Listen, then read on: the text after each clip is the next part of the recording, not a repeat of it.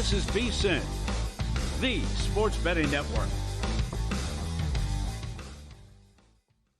The numbers told the story, they always do.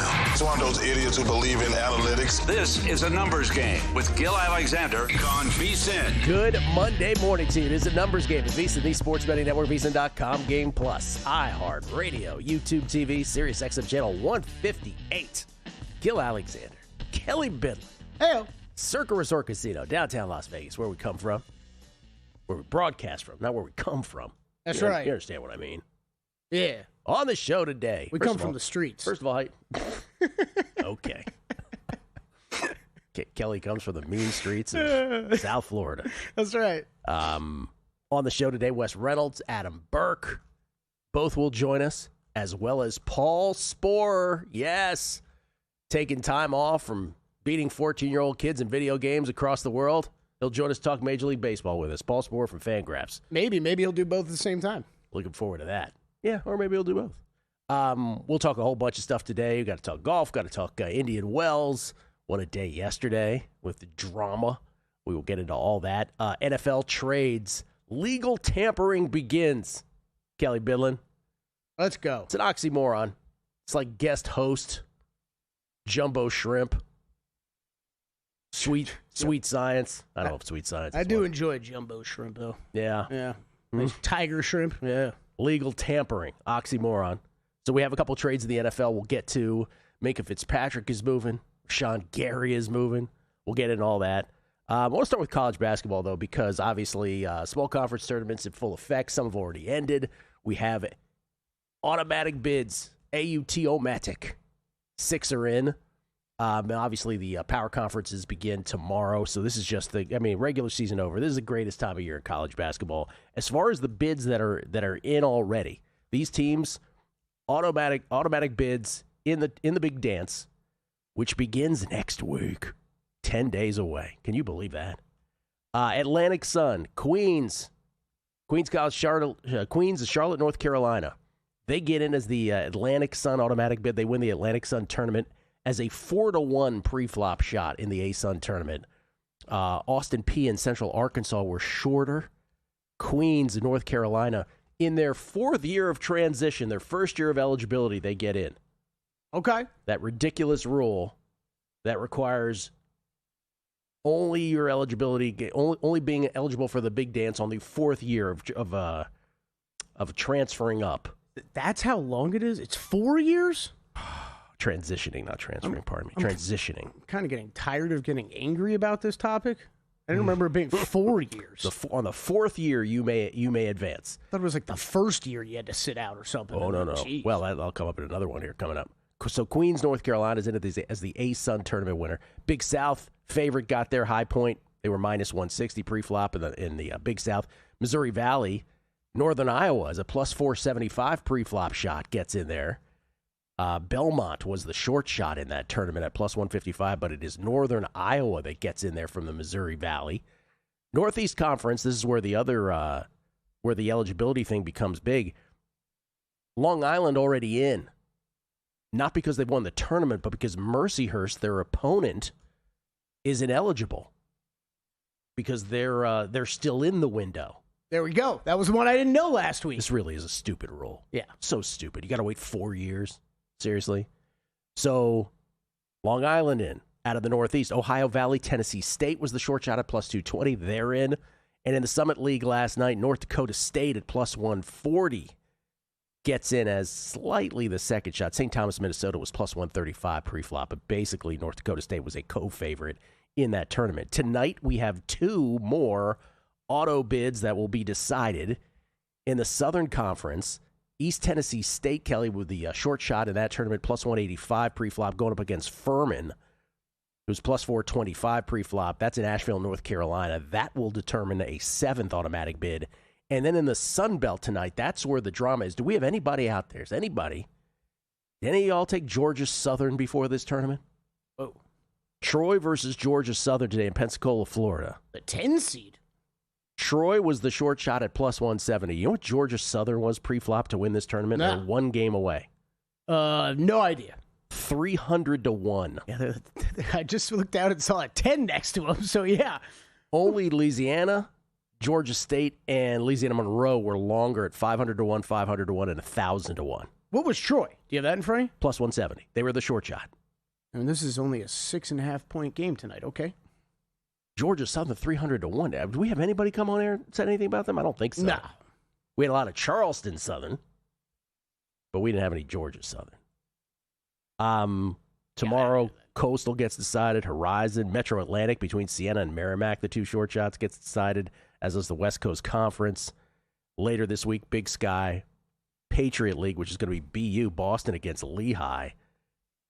Those were long shots, plus 850 and 8 to 1.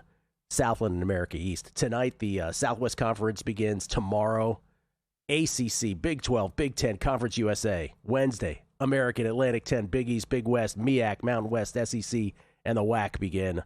And then later this week, the MAC and the Ivory. MAC and the Ivy. When I say the Ivory. MAC, how about Miami of Ohio? They closed the season with 3 cardiac wins. That's crazy. Undefeated regular season. They go into the MAC tournament. Only 8 teams in the MAC tournament. This is my dream thing for them to go undefeated and by the way, as perfectly as just skating by. Yep. Right? Just keep doing it. And then if they lose the first game of the MAC tournament, I cannot wait to see how that's handled. You got to put them in. Stop it. Have to. Are we creating this controversy just by voicing it? I don't think we are. I think there will be some doubt. Yeah, no, it's out there. I've heard it brought up multiple times. Like, how are they going to handle this? I'd love to see it. Do you think for us that are just kind of rooting for the chaos more than anything, is it the first game they got to get bounced in? Like, what if they win like another one in overtime? I just want to make it extreme. I want them to go undefeated. I want them to lose the first game. I want to see what happens. You have to put them in. Otherwise, what are we doing? Why are we playing? Teams. Anyway, this is the best, phenomenal time of year. Conference tournaments, there's 4 in Vegas. Wishnev coming into town tonight. Heckling. Uh-oh. Heckling's going to happen. I think his priority is college basketball, followed by food, followed by tennis. I think that's the order.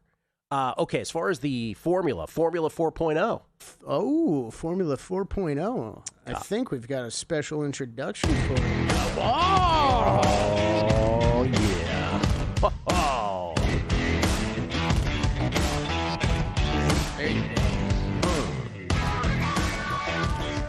Damn. Somebody's jamming on the electric guitar. Rob Moreno doing work. Thank you, Rob Moreno. Bobby Brown. I think I told him one time for Fezzik Fridays. I said, I'm going to need old white guy rock music. And it fit very well for Fezzik Fridays. I'm pretty sure it's just carried over to every open now. Just guy. It's like the Chappelle skit with John Mayer. Watch what it does to people. Watch what it does to them. Okay. To pull that up during the commercial. It's so great. Oh, man. This is, again, the point of the formula, because we put this out on social, right? We put it on Twitter, and there's always 1 or 2 people like, oh, real impressive that you didn't come up. It's not the point of the formula. Some years, there will be an outlying team that comes up, or 2, right? Where you're like, oh, that's interesting. This year, this is our 4th iteration of this. Maybe the most straightforward group of these we've ever had. And it's exactly who you'd expect, and it's getting thinner and thinner. Right now on the outside looking in, and by outside, Kelly, I mean not really that close to qualifying. Illinois, Iowa State now on the outside looking in. Michigan State creeping up. UConn now on the outside looking in, and Gonzaga. And by not that close, even though they're on we put them in the category of outside looking in, none of them are higher than 26th offense or defense KenPom. So Illinois, Iowa State, Michigan State, UConn, and Gonzaga, all on the outside looking in, with Illinois maybe by a hair being the closest of the bunch, but still all far away. UConn and Iowa State with the heavy drop. What were you saying? So these are all 5 eliminated from either by offense or defense, just ratings? Correct. Okay. All 5. Yeah, we didn't even bother putting up the category of you're eliminated by Sweet 16 because none of those teams would be on the inside anyway. Right. Like the Vandies of the world, or the Virginias, in other words. Currently qualified. There's only 5. It's the four you'd think: Michigan, Duke, Arizona, and Florida. And then Houston's still hanging on. But I think most college basketball observers would look at this and be like, yeah, I don't know about Houston. I think we've kind of said that all along, right? Houston and Iowa State were always kind of iffy. But that's it. Michigan, Duke, Arizona, and Florida, with Houston hanging on. And those are your 4-1 seeds, right? Michigan, Duke, Arizona, and Florida, I believe at this point. Florida, I think.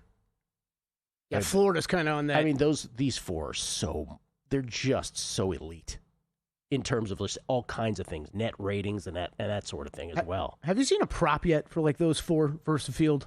No, we tried to induce Fezzik into a bet. Yeah. Backed off. I've seen the 1 seed props, and yeah, I guess it's probably looking more like Florida's in there now, right? But like even last week, that was pretty shaky. Yeah. Whether they'd be included or not. It's trending that way. That's a Chrissy Andrews prop, I feel like, these group of teams versus other. Well, remember, Fezzik got upset because I was flippant with my percentages before he got on air. And then as soon as he was here, I'm like, all right, give me all the 1s and 2s. What do you want for it? He was like, you're directionally correct. I don't want that bet. Because we tried. I really do think that Will Hill called this early, which is beyond that group of teams that qualify. This is such a deep, very good group that I just wonder how many upsets we're going to get the first few days. The first 4 days of March Madness, where the upsets usually are. How many are we going to get? And for your upset rewarded pools and your survivor pools, your ability to identify and pinpoint the few, if that's in fact how it goes, the few upsets there will be, that's going to go a long way towards your success in those, for sure. Let's talk some tennis. Let's talk some NBA. NFL trades next. Numbers Game, VSiN, the Sports Betting Network. The betting waters are stirring, and we're ready to strike on VSiN's Sharp Week. Starting Selection Sunday, VSiN will be your captain for March Mania, helping you navigate the madness and land that big bet. Join us as we break down the brackets and provide expert analysis on every game, delivering insights only VSiN can offer. We've stocked the ship with our March Mania betting guide, giving you everything you need to chart a winning course through the biggest betting tournament of the year. Dive headfirst into the free VSiN March Bracket Challenge. Sink or swim for a chance to win by picking team sides or totals. We're doing it all. Special coverage throughout the tournament, best bets from hosts and handicappers, and a chance for you to win big. Set sail with VSiN, the Sports Betting Network. Head to VSiN.com/subscribe to join us for just $29.99 for full access through May 1st. And don't miss Sharp Week, where you're going to need a bigger bet. That's VSIN.com/subscribe. This is VSiN, a network of sports betting analysts, writers, hosts, and handicappers, all here to help you become a more confident bettor. We broadcast live every day from Las Vegas, the sports betting capital of the world, and from studios across the country, giving you insight from every angle of the action. Take VSiN with you wherever you go with the VSiN Watch app, or catch us on streaming platforms and regional sports networks. You can also listen live on SiriusXM Channel 158 and on radio stations nationwide. Check out VSiN.com as well for betting tools, exclusive betting splits, AI-powered player prop projections from Opta, pro picks for every game, plus in-depth betting guides and articles built to give you an edge. From sharp betting analysis and daily best bets to insider interviews and expert breakdowns, VSiN is your trusted source for everything happening in the world of sports betting. See everything we have to offer at VSiN.com and become part of the Sports Betting Network. Coming up on the next edition of Follow the Money, Championship Week continues. 5 tickets have already been punched. 2 more bids go out tonight. We'll preview the conference tournament games and finals. Prop Points host Nick Whalen to talk player props in NBA and a good NBA card as well. Follow the Money, 4 to 7 Eastern on VSiN, the Sports Betting Network. Find us streaming 24/7, SiriusXM Channel 158, YouTube TV, and the VSiN Watch app.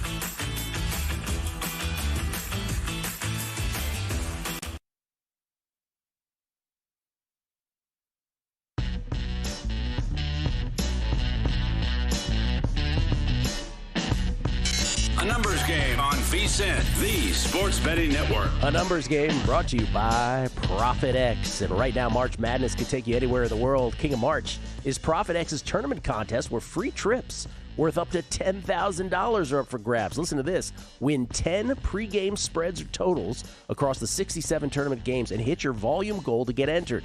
$1,000 in volume puts you in for a $5,000 trip. $10,000 in volume puts you in for a $10,000 trip. Flights and hotels, wherever you want to go, covered. Wherever you want to go, Kelly. Keep winning in sets of 10 and keep earning entries. Download ProphetX now. Use promo code VSiNMM. MM as in March Madness. VSiNMM and become the king of March. You could be as happy as that guy right there on the screen. Look at that guy. He's very happy. I thought it was James Coleman at first. It was James. Our design head here at VSiN. Yeah. I didn't know his last name was Coleman. I don't know. Was I actually don't know if that's his title, but yeah. No. Something like that. Design head. Rob's boss. How about that? You want to throw that up on the screen one more time? People have a few seconds to scan the QR code. And there. I think I can do the face. That was shot to Kelly. See if he can do it. Great. There you go. That's perfect. See, why don't they put you on those pictures? I don't know. It's weird. We get tweets. Beat the book. Let me just read a couple here. Dave Sager. This is sort of the delay from last week. People listen to stuff on delay sometimes. They're called podcasts, yeah. Called podcast. That's right. It's called Long Shots. It's also called podcast. Growing up in Miami in the 60s, not only do I join Kelly in his effusive praise of Publix, but the gap versus other stores was even greater because they hadn't yet begun to figure out how to compete with them. It's still like that. It's insane. It's not even a choice in Florida. Trip Tepper answering your question halfway. He says Caesars has yes-no for Duke and Michigan versus the field. You could do it that way. It doesn't have the 4, but does have Duke, Michigan versus the field. And then Scott Barbrack at Urban Warfare 1, he says, I rarely bet tennis, but I really liked your Ayala quarterfinal pick last week. I tried to play it, but it wasn't available on DraftKings or FanDuel. So where can a guy from New Jersey play something like that? Individual matches were available, but not quarterfinal or semifinal. Thanks. Love the show. Thank you, Scott. They were available at DraftKings, but the window between the draw and the beginning of the tournament was so small that you probably missed it. It's tough for me to even put the podcast together with Drew and Zach because the draw was 3 p.m. Monday Pacific. We did the podcast at 6 p.m. The tournaments start first thing in the morning on Wednesday. So it's 36 hours, and it takes a while for the books to even put up the numbers for the matches, then let alone the quarters. So DraftKings probably had it up for, I'm guessing, 20 hours. That's about it. It's also like I'm sure a lot of these places are reposting in between match days, but that's kind of the one nice thing of when they're playing in Europe or overseas, right? You get a little bit more time, maybe in the morning, afternoon, or whatever, to look at that stuff. Like, the bulk of the day they're playing, those are going to be off the board. Did you make the Yalla bet with me? I did not make Yalla bet. Oh, you! I didn't get there. I know. Well, yesterday I had. By the way, this tournament's been very choppy. Very choppy. It was sort of just like... Dude, how was it in Indian Wells? Oh, it was fantastic. Yeah, it was just fantastic. I didn't even ask you that. Well, it's very rude of you. I know. I'm just saying, it was fantastic. It was Friday night. Yannick Sinner, followed by an Amanda Anisimova. Saturday morning, it was Elena Rybakina, Novak Djokovic, Carlos Alcaraz. This is all on Stadium 1. Jeez. And then Saturday night, it was... who preceded Medvedev? I already forgot. Oh, Jesse Pegula and Medvedev. But I mean, think about it. I saw Sinner, Alcaraz, and Djokovic. It's awesome. in a little less than a 24-hour span. It's just incredible. It's tennis paradise. It's it's not a slam, but it is the 5th slam. It's the greatest thing to go to. How were the seats? Did you get nice seats? Oh, we do it up when we go. Yeah, do it up. Did you run anybody into anybody at the hotel like you usually do? Oh, yeah. Giovanni Mepeci Pericard. Oh, yes, of course. Was there as well. Drew's favorite, yes. Drew loves Mepeci Pericard. All the players are rolling around there. Auger Aliassime, right? So it was just, a bunch of them. But it's so great to go to. I don't want to, I'll just say again, if you can go to a tournament, that would be the one I would recommend. But anyway, yesterday... It's one of those sporting events you've only ever heard overwhelmingly positive things about. It's a very bougie thing to go to. It's super hard. It's not the easiest thing. I mean, it's a flight to Palm Springs, so in that case, it's easy. But to drive to, it's not the easiest thing in the world from here. But we enjoy it. It's you just want to live in the tennis garden. It's so nice in there with all the food and and all the people just loving tennis. It's just a celebration of the sport. Yesterday, it's been choppy, though. As far as the bets, it's been, Baez hit as a $2 dog, but that just made it a wash 2 days ago. Day before that, it was a wash. I think Ayala won that one. That only gave us a 1-unit loss. It's been very choppy with the matches. But yesterday, split early. Serrano Cristea lost as a slight favorite, and then Lerner Tien beats Ben Shelton as a slight dog. And so it gets to Alexandra Ayala last night. Alex Ayala, who was our pick to win quarter 2, because I said on the podcast, I said here in a numbers game, I think Coco Gauff is vulnerable. And yesterday, Ayala goes up on Coco 6-2 love, and Coco quits with an injury. So people want to know with tennis, does that mean you get paid out? Well, I got paid out on a couple random skins, but not at the big places where I go, the bookmakers of the world, and how I do it more massively somewhere else. So yes and no. If you're doing it in legal shops here in Nevada, Circa pays you out with one set complete. Circa would have paid you out with an Ayala win. BetMGM would have paid you out with an Ayala win because all you need is one set complete there. But Caesars, for instance, you wouldn't have got. You would have got a refund. Westgate, I think, is a refund. DraftKings, I think you would have gotten paid out for Ayala at plus 420 yesterday. I had her against Coco. Now, Coco goes out with the injury, and a lot of people, it's so funny with certain players with Coco. No one wants to say anything negative. It's like, oh, Coco had an injury. The fact is the injury had nothing to do with anything. It was Coco's left arm, right? And yes, she was feeling some sort of discomfort in the left arm, but Ayala was purposely attacking her forehand, which has nothing to do with her left arm, right? So, yeah, I mean, discomfort, sure, but it wasn't like that was the direct effect. And so she was dominating. The game plan was perfect, and you throw in the requisite Coco double faults, which is part of the handicap, which we talked about pre-flop as well. And what a performance by Ayala. So Ayala, 2 more matches for us to get to the promised land. I got her at 14-1. There are better numbers up to 22-1 on Ayala as well. So that's been a lingering shoulder injury with Coco, right? No, this is the first time she's ever felt this before. Oh, okay. Yeah, this is her left arm. This is more arm. This was just very strange that she.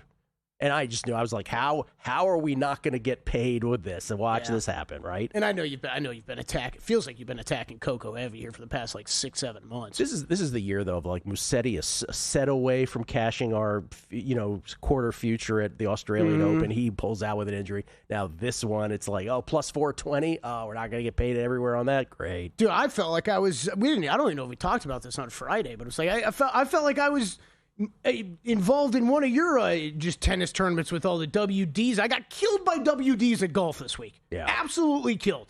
Figured out one bad thing about Kalshi. Think it makes sense. Oh yeah. But I had Jake Knapp's top 10s, top 20s, pretty heavy. He withdraws before the tournament. In most places, you're refunded for any bets he made on a player if he withdraws before he tees off.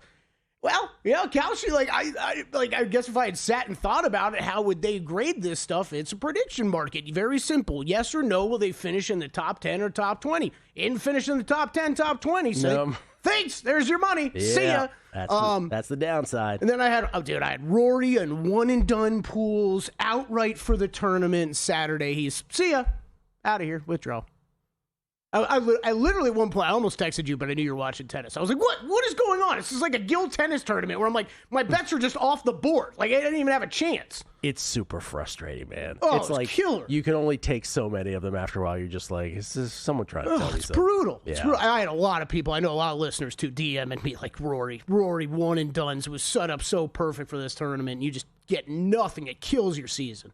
Here are the 3 tennis plays for today. By the way, I have not meant to have exactly 3 every one of these tournaments. Usually it's 5 one day, 1 the next, 4 the next 2. For whatever reason, the numbers only point to 3, it seems like, each and every day so far at Indian Wells.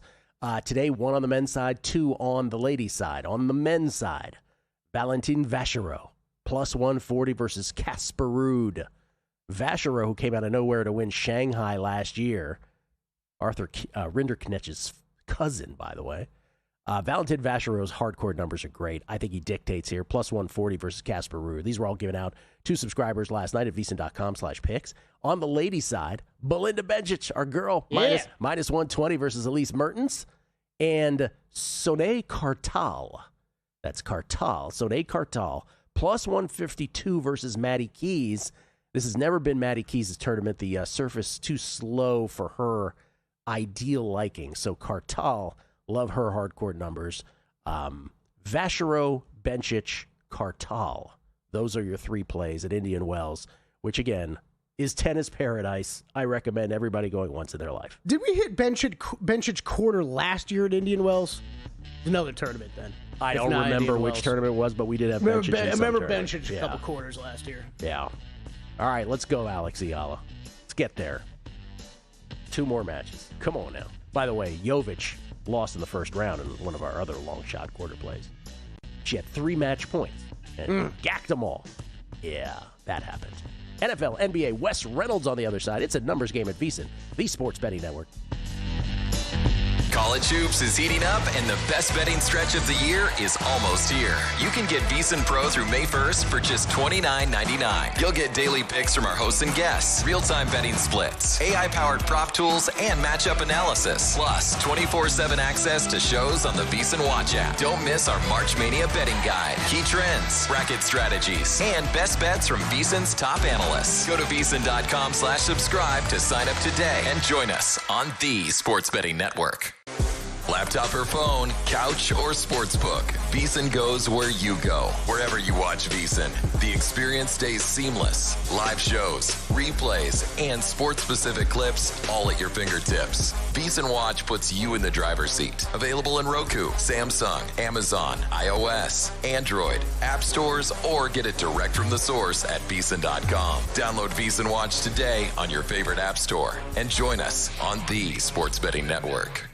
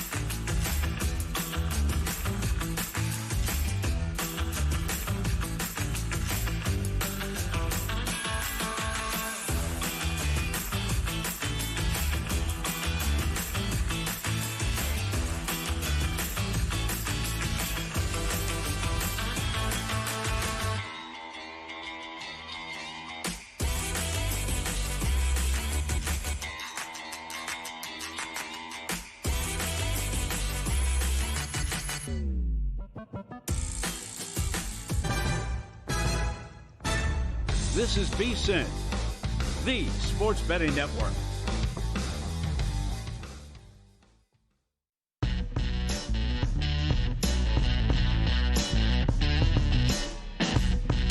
A numbers game on VSiN, the sports betting network. Conference tournament week is here, and that means nonstop college hoops. Some of the best betting opportunities of the entire year. Right now, VSiN offering our Hoops Mania special. Get VSiN Pro access from now through May 1st for just $29.99. With VSiN Pro, you'll get daily best bets from VSiN hosts and guests, real-time betting splits from DraftKings and Circa, AI-powered prop tools and matchup analysis, plus 24/7 video and full show replays on the VSiN Watch app. And you'll also get our March Mania betting guide. How about that? Packed with team profiles for every tournament team, key betting trends for each round, bracket and future strategies, best bets from VSiN's top analysts. If you're betting championship weekend, the tournament is the edge you want. Sign up today at VSiN.com/subscribe. That's VSIN.com/subscribe. Gil Alexander, we get tweets at Beating the Book. K-Flow, I didn't have Coco doing her best Al Cervic. Ooh, my arm. To wipe out the plus 405 and plus 1.5 sets at plus 145 on my bad beat bingo card, but here we are. Year to date now rivals clubhouse leader Musetti from the Australian Open. Not great, Bob. K-Flow, don't I know it, man. Great Caddyshack reference, by the way. Dan Groeschel, if Todd Wishnep's top priority in Vegas isn't harassing Ben Wilson during games he's working, then what is he even doing there? Oh, I think that's his top priority. That's up there.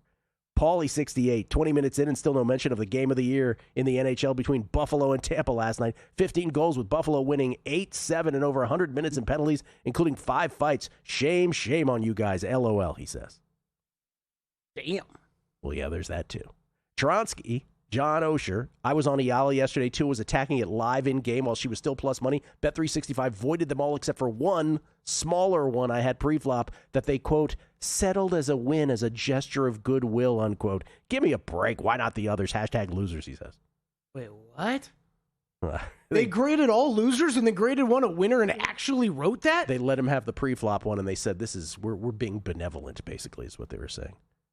I've never seen anything like that before. James Sott, Jovic hurt because of the 3 match points. Iala play was fire. I was thinking Kostyuk tonight over Ibaka. Any thoughts on that? Was thinking night session may not be best suited for Lena's game if it gets windy. I will tell you this. Kostyuk was the last one I eliminated, James, so I kind of agree with you.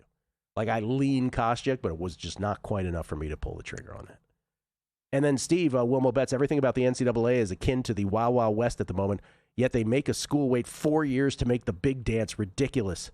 Shout out to Escape Club. It's so stupid. It's so dumb. Stupid. Again, Mercyhurst in their conference championship, but it doesn't matter.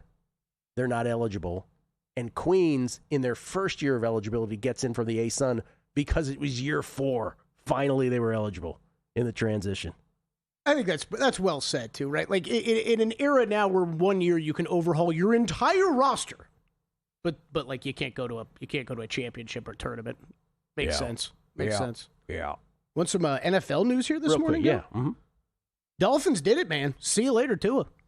Released him. Massive Tua. Dead cap hit coming. We knew it was coming. Yep. Massive. That's a record dead cap hit.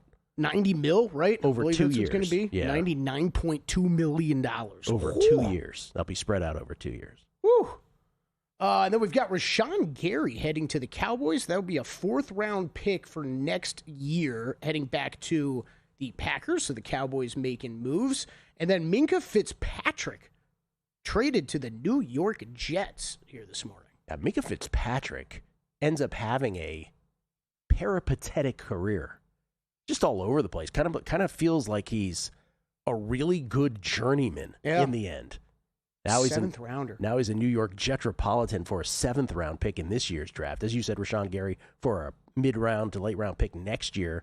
So the Cowboys, basically Micah Parsons went that way, and Kenny Clark and Rashawn Gary come their way. Mm-hmm. Just in terms of players already in the league, in terms of the Packers and Cowboys defensive exchanges now over time. Yeah, Max Crosby obviously happened right as we got off the air on Friday. This is a bit of a follow-up to that with the Cowboys. That's right. We have not mentioned that because it happened after we were on air, but obviously the big one, the Ravens. The Ravens with the 2 first-round draft picks to the Raiders for Max Crosby, which the Cowboys were unwilling to do, right? They just wanted the first and the second. That's why they didn't end up with Max Crosby, or the big reason why they didn't end up with Max Crosby. Wes Reynolds joins us now, courtesy of the Progressive Guest Line. You can follow him at Wes Reynolds, the number 1. Wes Reynolds 1 on Twitter. Wes, good morning to you, sir. Good morning, guys. Any of those NFL trade or NFL free agent moves or trades? We're not really free agency in this respect because they're all trades. Any of them move the needle for you at all? Not really. I guess locally here, not having Max Crosby as a Las Vegas Raider, I think he was kind of the face of the team. Unfortunately, it was the face of a lot of losses, but he was the most popular player on the Raiders, and now he is gone, and it's a new day here.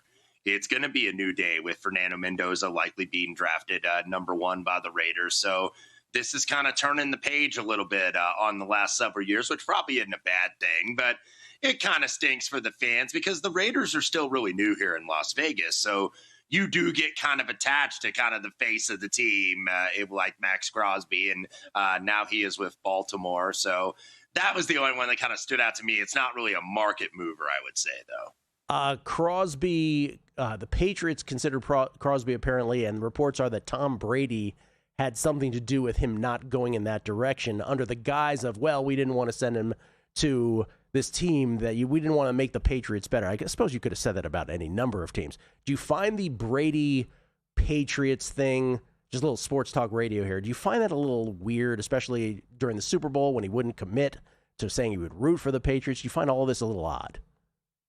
It is a little bit odd, but we saw something similar in Indianapolis. I don't think it was maybe the personal animosity because I think that there was an understanding from Peyton Manning. You recall he was cut by the Indianapolis Colts, when he had that neck surgery. So, yeah, there was a little bit of tension, and Peyton's obviously a proud guy and wasn't happy that Jim Irsay cut him, but I don't think it strained their relationship where they hated each other or anything. But there seems to be a lot of animosity between Brady, Belichick, Kraft, the whole organization. So that is a little bit of a bizarre situation. Sure does. Let's go to college basketball. Let's just talk about this one before we get into your thoughts on these tournaments that have not started yet. I'm curious about because I was talking about this earlier. I think it's kind of flown under the radar. Do you know anybody who had Georgia Southern in the Sun Belt at 300-1? I don't know anybody on a future. I know I did bet them last night against Marshall. I got fortunate that they hung on. But, yeah, it is. And you're seeing it a little bit priced in the market tonight because, by the way, what you were explaining there, Gil, Georgia Southern trying to go 6 games in 6 days. Yes. In the Sun Belt because they do that really weird bracket where they had 2 games a day basically for a week. And all the bottom seeds obviously play early in the top 2 seeds, which in this case was Troy, who's in the final tonight as the 1 seed, and Marshall, the 2 seed, got beat last night by the aforementioned Georgia Southern. So they've really kind of tried to stagger a little bit. So Georgia Southern trying to go basically wire to wire here and win 6 and 6. But you've already seen this line move up. I believe it's circa. I'm seeing it's up to 7 now, 7 minus $1.05. Juice to the Georgia Southern side. So, no, I don't know anybody that had them to win this tournament, but it's March, man. Sometimes you get these things happen, so we'll see if they can pull it off. I'm not betting that they do. Yeah, would be nice to see, though. That's what makes it special. You're absolutely right about that. Anything in college basketball today, game by game? Anything you got today? Yeah, I'm a little bit surprised that we've seen the steam and the horizon move to Wright State. Northern Kentucky was the favorite overnight. Now Wright State a 2-point favorite. Wright State did beat them twice. In the one game, though, at Northern Kentucky at home, they blew a 20-point lead in the second half. Northern Kentucky, by the way, had to play that one kind of standalone game in the horizon yesterday. This, by the way, in Indianapolis. And beat Doug Gottlieb in Green Bay, and they beat him very solidly. They beat him by 20 yesterday. Now, Northern Kentucky did hit 14 threes, so sometimes there's a regression game to game, but I kind of liked NKU before this tournament anyway, so I think I'm going to go against the market here and play the Norse against Wright State. That's a Horizon semifinal. Horizon final, I believe, is tomorrow, if I'm not mistaken. Yes. Anything else tonight? Towson in the CAA semifinal against Hofstra. Towson was the favorite coming into the season, and then they disappointed. They ended up 17-14, 500 in the league. And defensively, they're really good. Now, offensively, they're a tough watch if you watch them tonight. They really struggle for offense, but I think defensively, in these kind of situations where it's one and done, defense oftentimes gets it done. And that's why you see these low totals, lower than expected in these championship games. So I'm going to go with Towson over Hofstra. Towson getting, I believe, about 4.5 right now in the market. College basketball formula we just put out, it's 5 teams. There's no shockers there.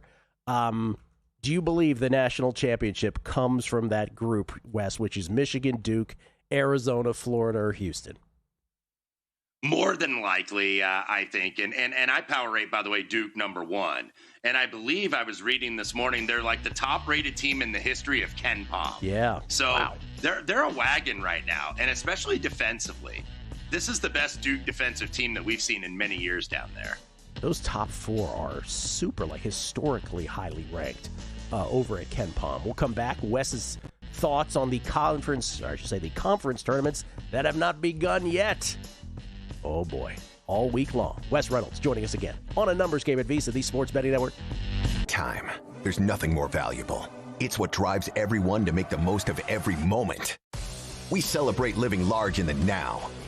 In a city where time disappears, we create experiences that electrify the soul and memories that will last forever. We go big. We go all night. And here, everyone is invited.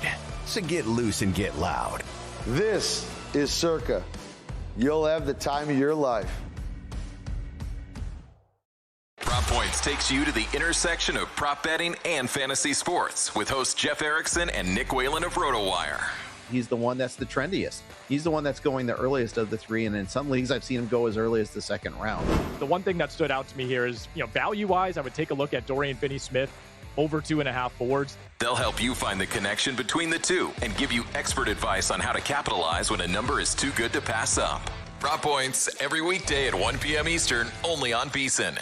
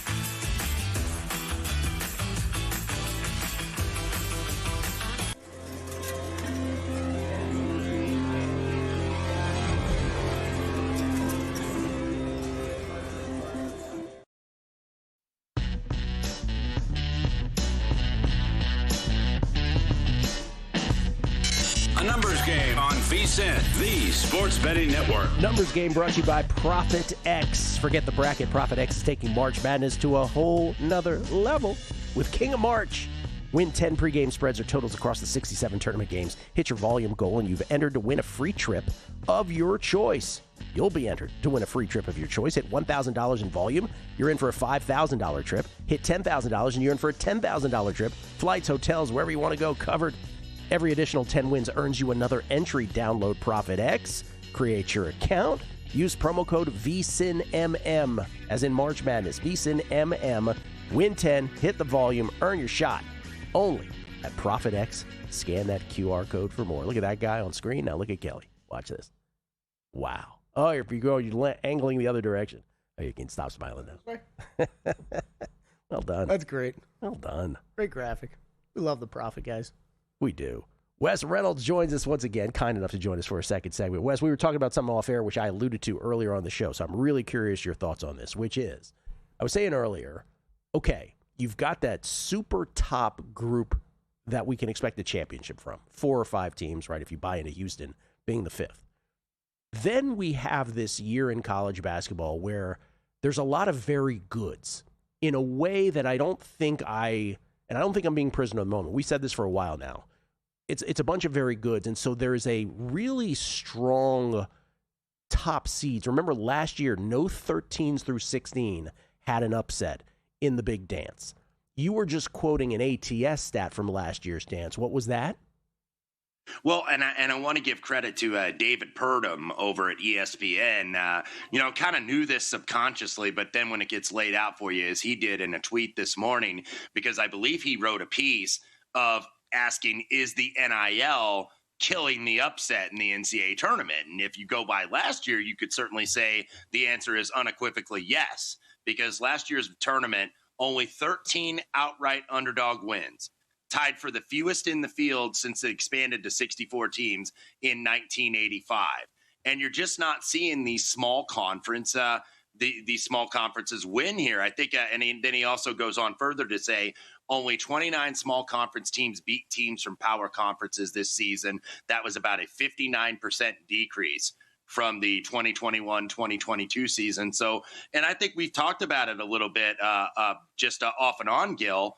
What's happening is the big teams are getting better with this NIL, and it's not affecting the low major teams as much, because the low major teams that lose players, they can go into maybe some of the lower divisions, Division II, NAIA, somewhere like that, to replenish talent.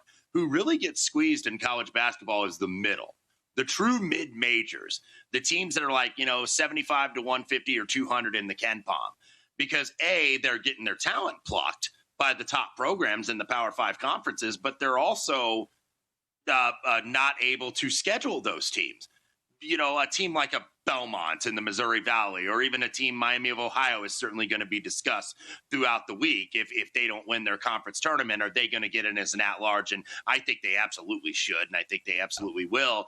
But a lot of these big teams in the Big 10 and the Big 12 and the SEC, they don't want to play these guys. They don't want to play these mid-major teams because there's no reward. So they'll play either the other big guys, or they'll play the lower conferences like the MEAC, like the SWAC, like the Northeast Conference, those bye games with teams that are 300 in the Ken Pom. So do you agree with my premise, which I said earlier, which is for people who are in upset-rewarded pools, upset-rewarded brackets next week, and survivor pools next week, that your ability to pinpoint what is going to be very few upsets, that's going to go a long way to your winning. In other words, you expect there to be even fewer upsets this year, perhaps, than even last year. It's probably, I would say maybe it's going to be around the same, because I don't want to say necessarily that, hey, we're not going to get any upsets anymore. I still think that you are. It's part of the event, but it's going to be right around the same. I don't think it's going to reverse course all of a sudden, where all of a sudden you're going to get, 3 teams with double-digit seeds in the Sweet 16. I don't know. Maybe we're never going to get the Loyola Chicago that we saw a few years ago get into the Final Four. Or if we do, it is going to be once in a blue moon. The chalk, I just think, is so much better than it usually is year after year when you look at all the number one seeds. Okay, let me ask you a couple questions. Let me ask you this way. Of the 6 auto bids that have already happened, Queens, High Point, Northern Iowa, Long Island, Tennessee State, North Dakota State, are any of those teams capable of a first-round upset, in your opinion? Northern Iowa, maybe, because they got healthy. And the Valley is a quality league. Like, it's a top 10 league in all of college basketball. It's kind of in that second tier after you get what are the true big boy top 5s. And their defense is so good. Like, I think maybe they can. High Point, perhaps, because they're kind of now a usual suspect out of the Big South. And they've been to this tournament now, I believe, a few years in a row as the AQ. But of those 6, I'd say UNI probably the best chance of pulling upset. Okay, let's go to the major conferences. And in GV, New Jersey, New York, I want to give him a shout-out on Twitter because he's channeling my phrase. He says, quote, if I came to you from the future, which is my line, he goes, give me the bid thief. Give me, if there was one bid thief in one of the 5 major conference tournaments, who do you think it is? Oof. Well, I'm not going to say it's my alma mater, Indiana, because they've always sucked in the Big Ten tournament. So that's one that we can go ahead and rule out. Crossing that out. In terms of a bid thief, I guess you're talking about, those teams that are like last 4 in or last 4 out. Yeah, something like that. I think maybe in the biggies, I would probably say Virginia Tech out of the ACC, which has been better this year than it's been in years past, even though Duke is still the runaway train number 1 in that conference. I think kind of the middle has been a little bit better than it's been in years past. I think maybe Virginia Tech, they're a team that could get a deep run. By the way, they are one of the lower seeds that I believe they have to play, if I'm looking at my bracket correctly, I believe they have to play the first day down there in Charlotte. So the one thing it does is it gives them an opportunity to get another win. Now it gives you an opportunity to get beat and then pretty much ruled out. But they're the first day against Wake Forest.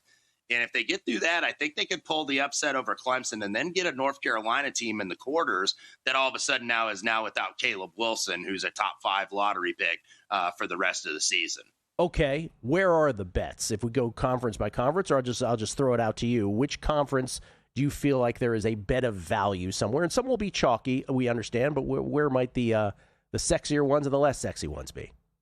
Yeah, and in terms of the chalky, like I'm not going to bet the ACC tournament and bet Duke laying almost $4, even though they probably are likely to win that. Like, that's no fun to have a conference tournament. And I know we're going to get into this discussion probably the rest of the week on the show, Gil, about the mechanical parlay and all that. Yeah. We know, we've talked about it ad nauseum. Nobody bets like that.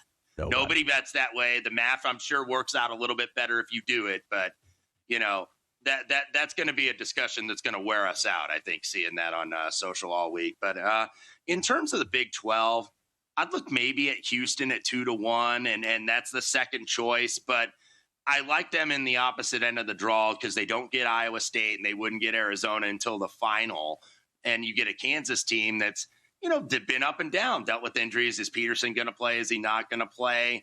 And they also avoid Texas Tech. So Houston at 2-1 maybe would be one if you're not going with the favorite in that conference. And then just kind of looking through here, because there isn't a lot of value, I think, in the big conferences in terms of going against the chalk. Like, I like UConn minus 125, who, by the way, didn't win the Big East this year. St. John's won it. Mm-hmm. So now Pitino has won it 2 years in a row, the regular season. I'm sure that gets maybe a little bit under Danny Hurley's skin. And Danny Hurley, a little bit hot-tempered anyway, so I think he's going to have UConn ready to go. You've noticed that, yes. Yes, I have noticed that, as a matter of fact. In the SEC, I think if you want to look at a big one, maybe look at Arkansas at about 6 or 7-1. Florida is obviously arguably the hottest team in America right now. I think they're now on the 1 line. I think we now have those 4, right? Duke, Michigan, Arizona, Florida. I think those are going to be your number 1 seeds. And Duke and Florida may be the 2 best teams. That's kind of chalky for the SEC tournament. I'm going to go with Arkansas because Darius Acuff, their star point guard, who's going to be a lottery pick, did rest this weekend against Missouri. I wonder if that was giving him a little rest or really if there was an injury there. I'm not sure that there was, but Arkansas, by the way, did win in overtime at Mizzou on Saturday. So Arkansas might be a team that has a little bit of value. They're starting to figure it out, I think, and their guards have played superbly, including Mr. Acuff. I ask you this in closing because I feel compelled to ask this every year. is there veracity to this or not, in your opinion, that there are some teams inevitably around the country that if you gave them truth serum would ultimately be okay punting on their conference tournament to just get rested for the big dance? Yes or no? I think there's something to that. Now, you always want to win a championship, right, in conference play, because it is a championship. It is a trophy that you get to put in that trophy case as you go back home. But yeah, some of these teams, it hadn't worked out going that weekend and going 4 games in 4 days. So yeah, I'm sure some, if they lose, it's not the worst thing in the world. Question is, can we identify